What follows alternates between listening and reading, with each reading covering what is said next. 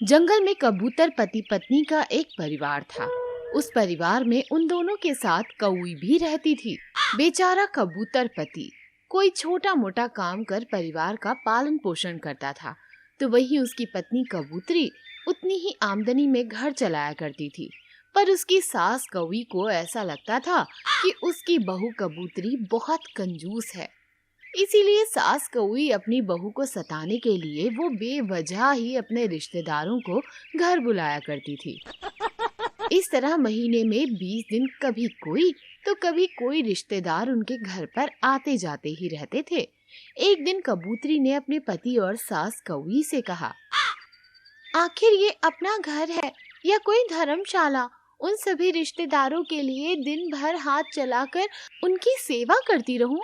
ये ऐसे ही चलता रहा तो वो दिन दूर नहीं जब हमारा परिवार रास्ते पर आ जाएगा और आप कुछ कहते क्यों नहीं हो। यूं बार बार मेहमानों का आना हमारी सीमित आमदनी के लिए कितना बोझ बन जाता है। ये बात आप माँ जी को क्यों नहीं समझाते? वो मुझे क्या समझाएगा, वैसे भी घर परिवार में संगे संबंधियों का आना जाना तो लगा ही रहता है। हमारी हैसियत नहीं तो क्या हम सबसे रिश्ते नाते तोड़ देंगे? वैसे भी जब कमाने वाले मेरे बेटे को ही कोई परेशानी नहीं है तो 2 रोटी ज्यादा सेकने में तुझे क्या दिक्कत हो रही है? यूं सास बहू में जबरदस्ती तू मैं चलती रही। घर में इतना कुछ हो रहा था पर पति कबूतर बिना कुछ कहे चुपचाप कमरे में चला गया। इस तरह सास बहू के बीच घर खर्च को लेकर बहस होती रहती है। फिर कुछ दिनों बाद सास कौवी की सेहत खराब हो गई, पर उसके इलाज के लिए उनके हाथ में रुपए ही नहीं बचे थे और ना ही कहीं से पैसों का इंतजाम हो पा रहा था। तब कबूतरी ने अपने पति से कहा, सुनिए ना, मुझे माँ जी की हालत देखकर घबराहट सी हो रही है। मैंने उनके इलाज के लिए रिश्तेदारों से पैसे का इंतजाम करने के लिए कहा, पर किसी का कोई जवाब आना तो दूर, किसी ने माँ जी के बारे में पूछा तक नहीं है। अब उन पर आस लगाए रखना व्यर्थ है। मेरे मायके वालों ने दहेज में जो जमीन दी थी, हम उसे बेच देते हैं। हमने वैसे अपने होने वाले बच्चे के भविष्य के लिए उस जमीन को रखा था, पर अब माँ जी की सेहत से बढ़कर कुछ नहीं, इसीलिए जमीन बेच देते हैं। यूं जब बहू कह रही थी तब अंदर कमरे में बैठी सास कौवी ने उसकी बात सुन ली, पर पत्नी के इतना कहने पर ही कबूतर ने कुछ जवाब नहीं दिया और अंदर चला गया। जैसे तैसे उसने पैसों का इंतजाम किया, कौवी का इलाज हो गया, वो पहले जैसे चलने फिरने लगी। तब बेटे कबूतर ने माँ से कहा, माँ, अब तो तुम्हें अपने रिश्तेदारों की असलियत पता चल गई होगी ना।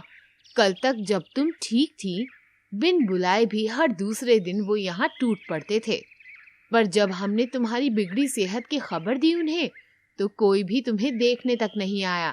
पर जो हर दिन तुमसे लड़ती है, वही बहू तुम्हारे लिए चिंता करती रही। तुम्हारे लिए वो अपने मायके की दी हुई जमीन भी बेचने लगी थी। कम से कम अब अपने और पराये में तो फर्क समझ लो माँ। सही कहा बेटा। आज तक जब भी वह मित बेर से घर चलाती थी तो मैं उसे कंजूस मानकर ना जाने कितना भला बुरा कह देती थी। इसी वजह से बहू को परेशान करने के लिए मैं जानबूझकर रिश्तेदारों को बुलाती थी, पर जब तक मेरी जान पर नहीं बनाई, मुझे मेरी बहू का प्यार समझ में ही नहीं आया। इसीलिए मैं आज के बाद जैसा बहू कहेगी वैसा ही करूंगी। कम आमदनी में भी घर को चलाने में मेरी बहू माहिर है। यूं जब तो तारीफ कर रही थी, कबूतरी ने आकर कहा, ऐसी बात नहीं है माँ जी, आपने जो कहा वो पहले के जमाने के लिए बिल्कुल सही था, पर अब समय बदल गया है। अपना घर चला पाना भी बोझ सा बन गया है। बुरे समय में अपना दुख बांटने आए रिश्तेदार भले, पर सिर्फ अपनी परेशानी बढ़ाने के लिए आने वाले रिश्तेदार आए या ना आए, क्या फर्क पड़ता है? यही बात आपको समझाने की कोशिश में मेरी लड़ाई हो जाती है। अब से जो भी हो, अंत भला तो सब भला।